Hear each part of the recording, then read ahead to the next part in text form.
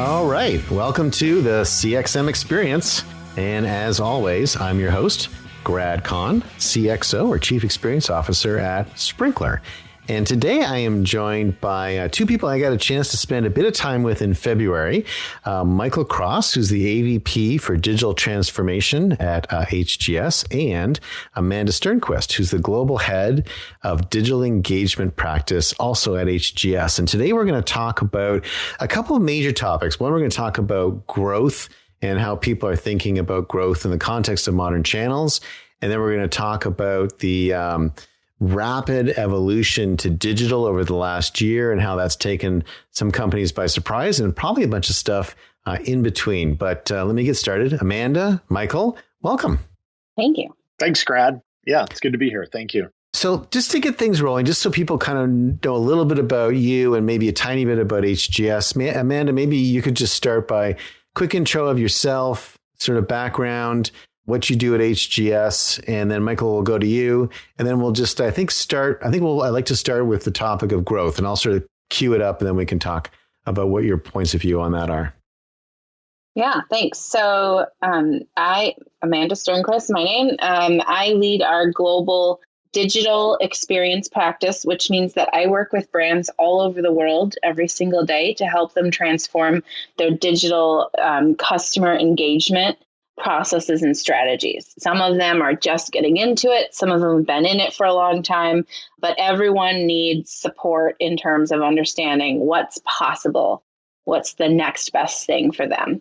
So my long 19-year history in social media and digital marketing has led me to my role today, where I absolutely love what I do, and sharing that insight is the best part. It's pretty awesome. I mean, you're so fortunate to be working in the future. Mm-hmm. Like, it's such a great, cause you're in a situation where you're never going to run out of runway on your job. It's not like you're consulting for, forestry, and, whatever, industries, maybe forestry is a bad example because I guess trees will always be around, but it does feel like there's, sometimes people get stuck in spots where the industry is sort of dying. You're in the beginning of everything. It's amazing. If you were to say, look at a sort of industry spectrum, what percentage of the journey do you think we're on right now as an industry? And where are we in the first quarter, the first half, the first 10%? Oh gosh, I would definitely say we're in the first 10%. I mean, our clients, brands as a whole are just dipping their foot in the water of understanding the potential behind, the modern customer need and desired experience. And by modern customer, I mean those Gen Zs that are aging into purchase decision-making roles and who are attached to mobile devices.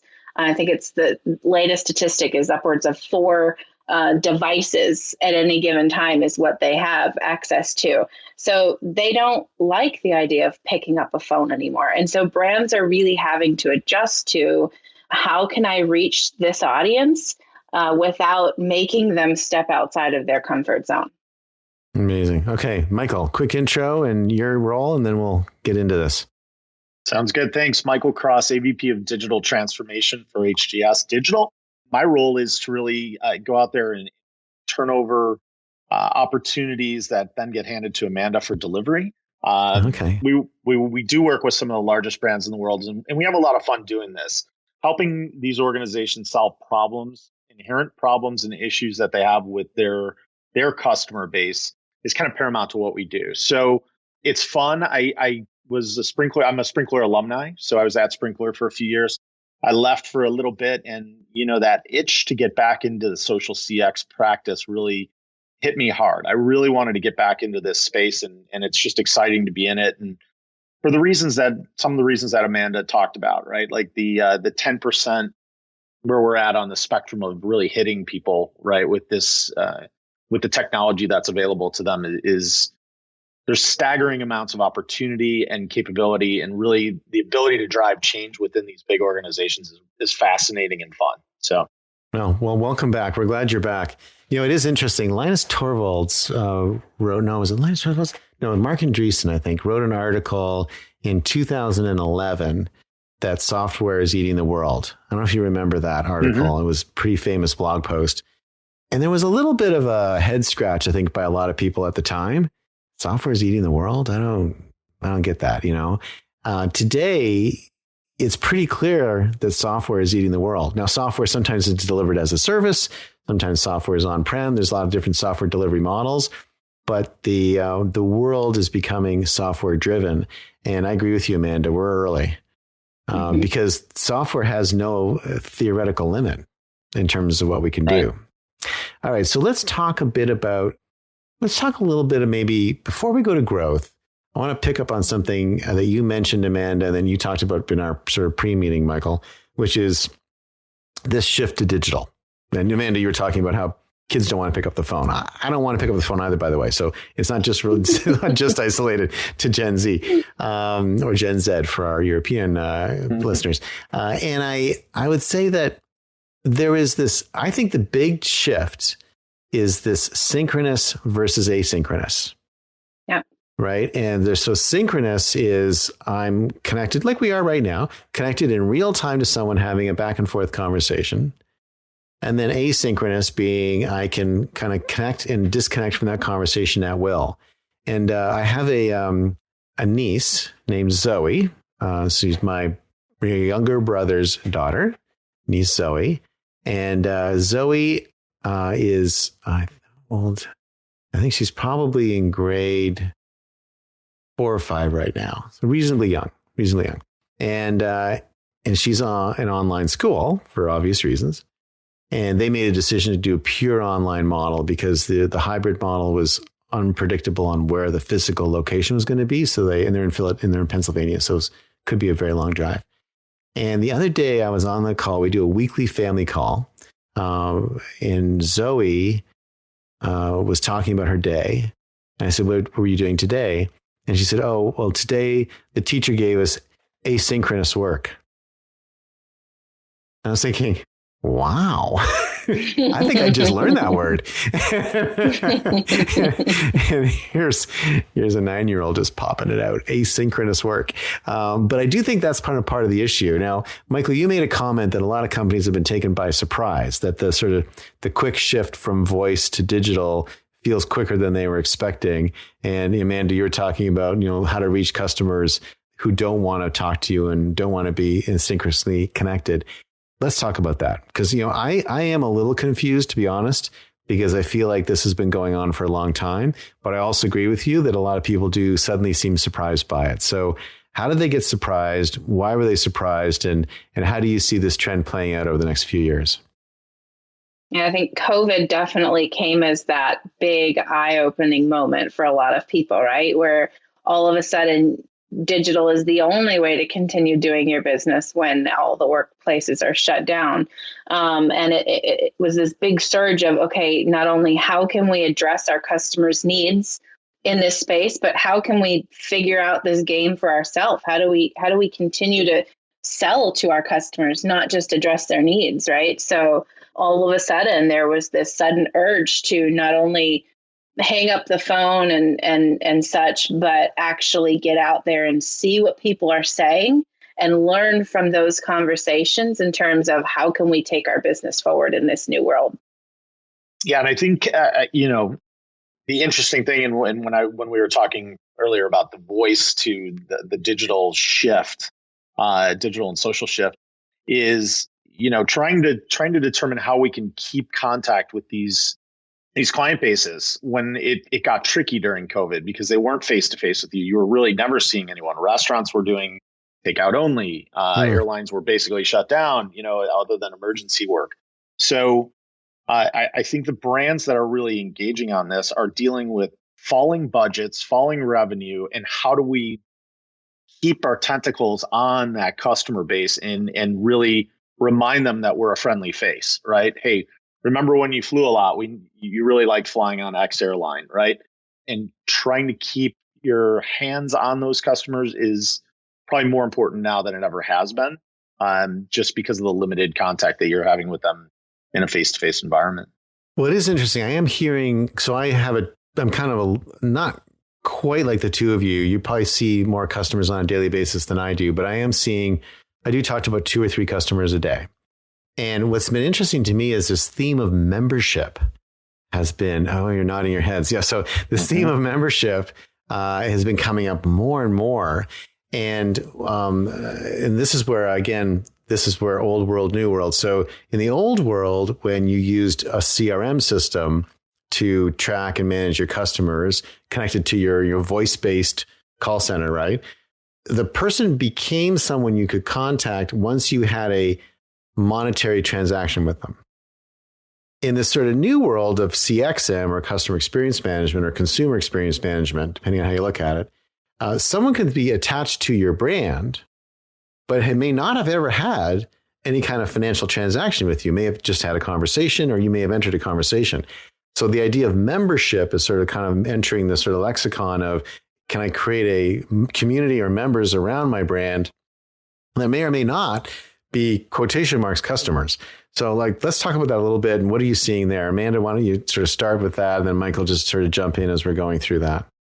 Yeah, I think having a really, the idea of membership really helps you grow that solid audience that you can say, look, times are tough right now. We're not serving our customers as we would like to, but here's what's on the roadmap for the next quarter or the next year or whatever it is.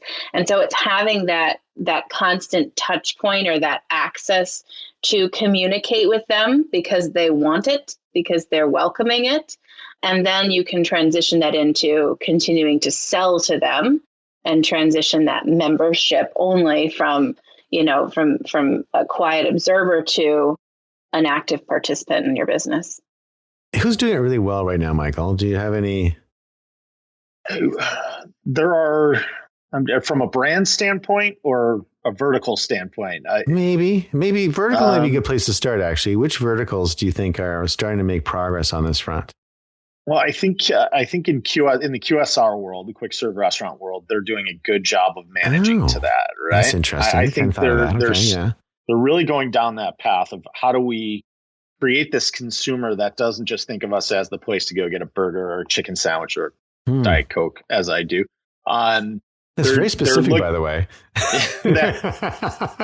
Oh, there we are. That's very specific. I have to keep fueled somehow.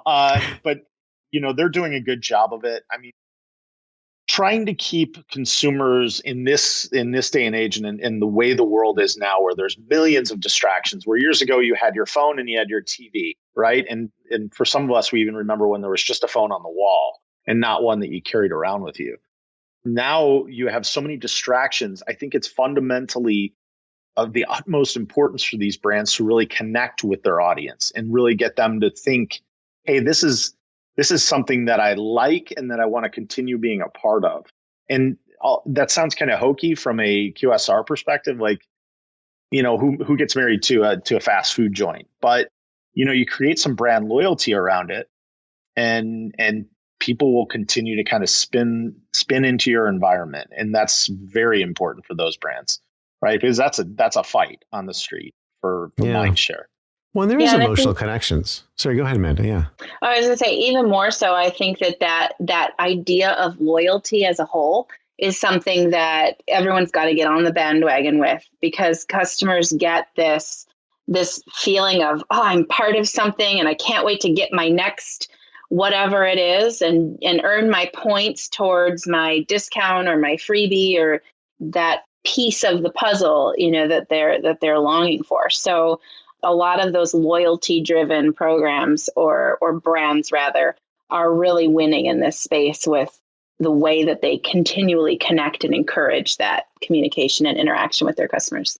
And there it is an interesting space. Like White Castle did a really interesting thing for Valentine's Day, where you could, if you went to White Castle on Valentine's Day, they'd made up tables with like balloons and hearts and all sorts of stuff. So I actually rented a limo and took my girlfriend to White Castle for Valentine's Day. We did other things too, just to be clear. Okay. It wasn't the only thing we did, but that was part of it. And she loved it. It was really awesome. And then in the same vein, same girlfriend, when she was married, she had a marriage before she met me, and in her first marriage, on her wedding day, Okay. She never listens. By the way, she never listens to this podcast. So I can say whatever I want about her. So on her wedding day, this is a true story too. It's not a bad story. They got married and then they went to the reception, and in between there in the car with her new husband, they stopped at Taco Bell. Wow. And she had a taco in her burrito, wedding dress taco, yeah. on the way to the reception. That is brand love. Mm-hmm. Like that That's is brand love. Brand love and optimism when you're wearing a white dress and you taco. Apparently not a problem. She totally pulled it off. So, but anyway, you're right. There's like in some of these food brands are almost like, because food is an emotional component to it. They're trying to find that emotional thing. And to your point, Amanda, then gamify it as well and have people stay engaged and be part of it. Very interesting. And you could be part of those things and sort of be part of those emotions without necessarily buying the product. Well, and the gamification is really the interesting part of it, because for a while I was on a little run where I was going to Chipotle all the time. And at the point that I went through that another great brand, but at that point they didn't have a loyalty program, and I was actually not happy about it. I remember being like, why are they not doing this? This is from a marketing background, it's easy to say, hey, it's a great way to capture data on your customer base. But from my perspective, it was like, I want to get points, right? I'm constantly thinking about it. One of the things with COVID and not traveling is like, I want to get my points back from the hotels and the airlines. Mm-hmm. I think there's a trigger in all of our brains now as the world has gotten so digitized and there's so many points to touch that we all want some form of gamification around what we're doing. Mm-hmm. And some of the brands do it really well, and Chipotle actually does do it better now. But for a while there, they didn't. And I was really confused as to why they weren't. So it really is. Those loyalty programs they sucker you in a little bit. Mm-hmm. Or not sucker you in, but they just pull you in, right? It's not suckering. They engage you with emotional content. Yeah. Right. Let's go with that. So I want to come back to this issue. I mentioned it briefly at the beginning, but I just want to bring it up again. I'm still a little stupefied that people were surprised by this. I every once in a while, like someone will say something like, yeah, that digital stuff really took us by surprise. And it's like 2021. I'm like, yeah, I think go ahead, Amanda. Yeah, you take this one. No, I think it's, people felt like, they were starting to map out what this transition might look like for their brand. Mm-hmm. And then all of a sudden, boom, the world shuts down. And now it's like, I got to do this overnight. I'm not ready for this. This wasn't the plan. And, they maybe have like a 5-year plan, and all of a sudden it becomes a 1-week plan. So, for us, this is our sweet spot, right? Like, this is where Michael and I just live and breathe, is solving these problems and creating these pieces of the puzzle that fit together for them and to give them a whole picture of how this could really happen. And I think there are so many options out there that, for us, one of the very first things we do is a tech evaluation. What have you got right now? And does your tech stack up to what you're trying to accomplish here? And because there are so many options available, it's a rough environment to be in if you don't have a really clear objective in terms of what your desired outcomes are. Well, I think there's a little bit of an issue generally that there's not really a legitimate unified growth platform out there. So if we were talking about healthcare right now, we would be probably talking about the need to put Epic systems in. I don't know if you're familiar with Epic Systems, but great company in Madison, Wisconsin. One of America's great companies, actually, I would say potentially one of America's greatest companies with great leadership and incredible team spirit and amazing culture. And it's an amazing campus too. Amazing campus. Beautiful campus. Yeah. And they've done an incredible job of transforming an entire industry. And who knows how many lives Epic has saved. Because the ability to have all the patient information in one place and be able to manage outcomes more deliberately, coupled with good moves by the government to be more outcome focused, has put Epic now. I think they're a 60% market share, and they took them a long time. It took a while to build the complete platform, but very rarely would you see a hospital say, I'm going to buy 25 different point solutions, hammer them all together with baling wire and spit and hope and all that kind of stuff, and then hope all that works somehow. Everyone goes, I'm going to buy Epic, implement it. And in some cases, some hospital systems have spent $1 billion. I've heard as high as $5 billion implementing it. but then they're transformed. So in our space, so in kind of the commercial space, there's not really an epic, right? Mm-hmm. And so what everyone is doing, and feel free to debate me on this one, by the way, but what everyone's doing is they're essentially trying to compose an epic unified system by buying a bunch of point solutions and hammering them together. Yeah. And the result is point solution chaos. And I think that may be part of the reason why people have stayed with voice and stayed with some of the more traditional techniques, because gosh darn it, they work. Yeah. And the idea or the thought of migrating a CRM to any cloud-based software is sometimes nauseating for brands. They're like, we've got 40 years worth of data or more right here, and you're saying we've got to move this somewhere else? Like, what? And then my company has to learn how to use something else. So that's exactly what we see. And that is one of the biggest pain points. The only way to overcome that is to have some really transitional leaders that can envision that future state and pep their teams up to get through this little hurdle that comes with making that transition. And it's a big risk. It's a big career risk to ask people to take. It's a huge move. And I think that's a very salient point is like having that right person inside of an organization who is really championing the capabilities around digital and social, and bringing that message forward to lead staff. And I think that was part of the disconnect is, you had a lead staff who didn't grow up in this environment, this digitized environment. And as the Gen Z or, the younger folks had more access to the C-suite, you start getting a blending of the ideas, and then it starts to overtake, right? So I think the long haul, it would have happened eventually. I think some people are just being fast forwarded through it because of circumstances around COVID and, tumbling losses, on the bottom line, and really trying to figure out what's our strategy going to be when we spin out of this to get better and to be better and be more customer centric, and really try and treat our customers as partners as opposed to just people who are giving us money, and it's very transactional. Great. Okay, let's double click on that. You're sort of touching on this issue of recovery.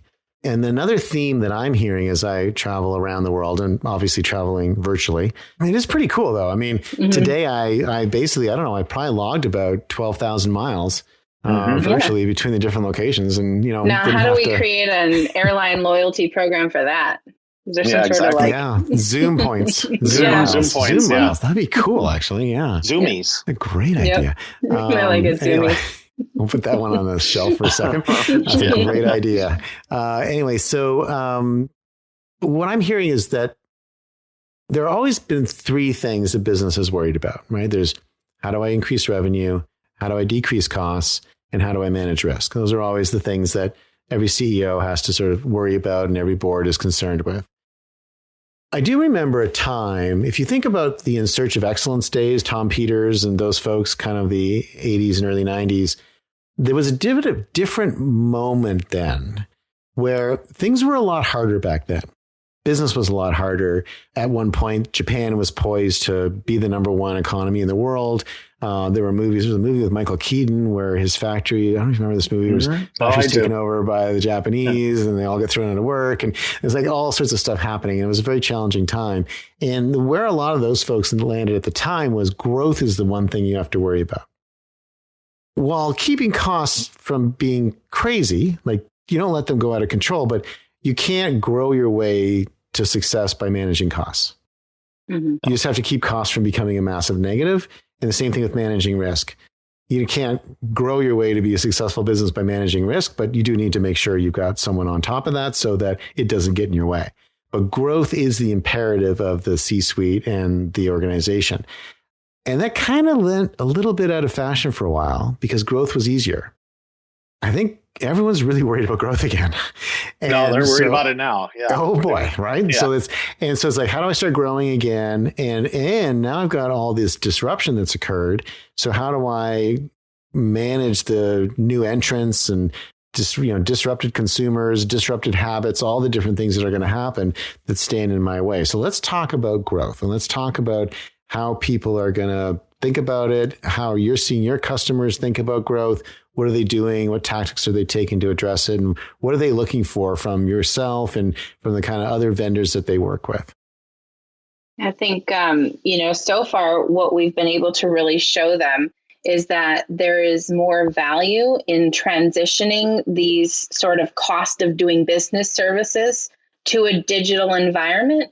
Because, for example, the cost of picking up the telephone when someone calls your 800 number can be upwards of $10 per call, where the cost of picking up a tweet when someone says, hey, X Airlines, you guys canceled my flight and I didn't get my refund or whatever, could cost you $1.50 to address in digital. So it's this transition of, out of the Stone Age, if you will, and into the modern era, and looking at how can you use this digital world to not only lower your costs of doing business, but also gather really valuable insights that will provide you with operational decision points to grow more, And I think a conversation I've had 3 different times this week is around ROI on, right? So okay. I think, I'm starting to hear that too. Taking a tactic of talking about ROI on these investments that these organizations are making in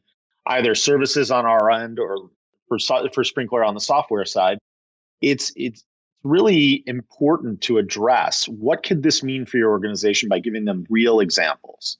And we can share real examples of how if this organization retains, takes 10% of their 1-star reviews on Yelp or on Google reviews, and they address those and they retain that customer, retain that business, what it can mean for them when you extrapolate it out against the number of 1-star reviews they have.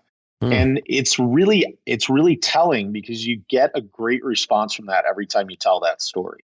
I have yet to hear someone go, well, that really doesn't make sense for our business. It's always, wow, can I find out more about that? Can you guys do a little bit of a deeper dive around that so that we can understand where we're missing, where the gaps are? Where are those customers that we so desperately need right now? Where are they falling off? Where are they going to and why?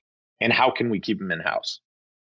That's a great example. There's one business I ran into where they were deliberately not reading their reviews because their perspective was once we start reading them, then we have to take action on them. That's not a good way to run a business. I can't see them. It didn't happen. Yeah. And I'm like, all right. Yeah, that would probably be a thing you'd want to do. You'd want to take action on reviews, but they're like, we don't have the staff. They had not scaled it. And I think, Michael, you talked a little bit about sort of setting up the customer, and then Amanda kind of delivers the HGS Digital sort of delivery system for it. So let's talk about this a little bit, which is, people are to a certain extent stuck with a bunch of legacy systems that they have to keep running. And then, we come along in the digital realm and we're like, hey, we need to do all this other new stuff. And they're like, I'm already not getting to everything I need to get to in the legacy side of things. I'm already resource constrained. I don't know how to peel resources off to move them to digital without impairing what I know is generating something on the back end. So how do you manage that? And Amanda, as you think about implementing it, how are you measuring that? And Michael, how do you set that up? I'd love to see how the two of you work together on that front. Well, I'll start since I'm the beginning and Amanda gets to do the heavy lifting. Really, it's around talking about, what's the cost of not addressing this part of your business, right? So that's how I would address it with someone. It's like, okay, you don't want to address your 1-star reviews. You're a global brand with, let's say 12,000 locations, and you have, 250,000 1-star reviews a year, and you don't want to address them. Well, here's what that's going to mean to you from a value perspective, right? If each customer is the equivalent of $37 a year, you can start extrapolating out and you get into real math. And the nice thing is that, and this is more about it's more about our partnership with Sprinklr is, with a tool like that, and then us building it out and us helping out with strategy and managed services, and being able to staff that side of the building for you, we can help take them to that level without a real heavy interruption in their staff, or without adding to it or creating too much burden. So I think really in the world that we live in, and and by we I mean Amanda and me, we need to really be clear in how we're not going to disrupt their world. We're going to enhance their world. So that's the vision that I'm out there talking to people about. And then Amanda, and I'll hand it off to her, gets to do, she gets to do all the dirty work. Yeah, so absolutely. That value realization is exactly where we can make this sort of dream come true for them, right? So we're listening to all of these different conversations already. What is the cost implication if you don't act? And what is the reward if you do act? So it's all about customer retention and customer acquisition, but also with the customers that you do have that are everyday fans, it's dropping in and doing some of that suggestive selling inside of social. So it's not abnormal, for example, for a customer to say, gosh, hey, fan base of mine, who has the best place for margaritas on Tuesday night, right? And then I'm a Mexican restaurant and I'm listening to that and I go, well, shoot, I got a $2 margarita special right here. Click, make your reservation now. And it's effortless for me. I'm like, well, heck, I'm going to click right there and make my reservation and go have myself some $2 margaritas. Now, alcohol aside, there are so many opportunities for brands to jump in here and do these things. And maybe that $2 margarita also, equates to, that's where it starts, but then it ends up being a $60 bill because I've brought my neighbors and we've had fajitas and margaritas and chips and dessert and all kinds of things. So it's that theory of like, it's okay to reach those people that are maybe looking for something that you might have. There's very, very minimal cost of doing that. So when you show a brand how much money is sitting out there on the table waiting for them to pick it up, and how even once you deduct the cost of the technology and the team that's going to support that workflow, they're still making millions of dollars a year on average. Well, one thing I've been surprised by is how frequently brands ignore what I call jump balls. And one of the most extraordinary examples is in the auto industry. I had a really interesting auto manufacturer discussion this week. I won't say which one, obviously, but it was got some exciting potential opportunities there. And what they don't seem to realize is that automobile is a very significant purchase, and many, many other people have purchased your car, right? And whereas, your most significant purchase is your home, but nobody else has purchased 4640 Delray Beach Avenue, right? Like that's so you don't tend to say, I'm thinking about buying this house. What do you all think of it? And people don't tend to do that. Maybe your friends or your close relatives, but it's like not a post that you put on Twitter. But I'm thinking of buying a new SUV.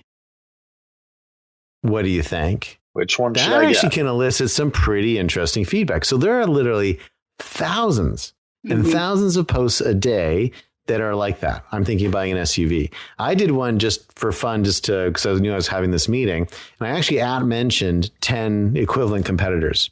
So I mentioned, et cetera, et cetera, et cetera, at Ford, that kind of stuff. And only I mentioned 10, 3 got back to me. Wow. And I mentioned them. Okay. The real is a big deal. Yeah, the real test should be I shouldn't have even mentioned they should, but I kind of have this sort of sinking feeling that no one would get back to me, right? But the fact that only 3 out of 10 got back to me, even with an mention, was pretty shocking. And I was actually legitimately looking for an SUV, and I legitimately actually bought one. So I'm actually a real customer. But there's thousands of these every day, and they're just ignored. And as we think about, I think there's a little bit of a point of view that somehow these modern channels are conversational, but just for chitty chatting. And I think the real change that has to occur is people have got to move to thinking about them as a way of selling and a way of driving growth for the organization and a way of leveraging the Facebook conversational commerce flows to be able to sell inline and messenger. Like we're moving to a world where this is where you're going to make a lot of money and ultimately, I think, make most of your money. But how do you coach people on that? Because I'm so stunned by how backwards smart companies and smart people are. I almost don't even know how to like start the conversation sometimes. How do you do that? How do you coach them through that? Sorry, Amanda, go ahead. No, I think first off, there's this huge misunderstanding about what social conversation is, right? So you've got all of these people who will talk to you in an owned fashion where they're mentioning you, they're commenting on your content.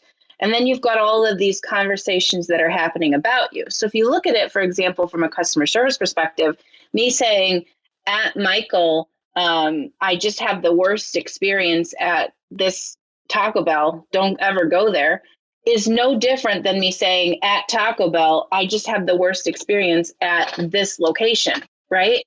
So that's Same equal. thing, So why is someone saying at Ford, I'm thinking of buying the new Explorer, can you tell me more, any different than someone saying, at Grad, what kind of SUV did you get? I'm in the market, right?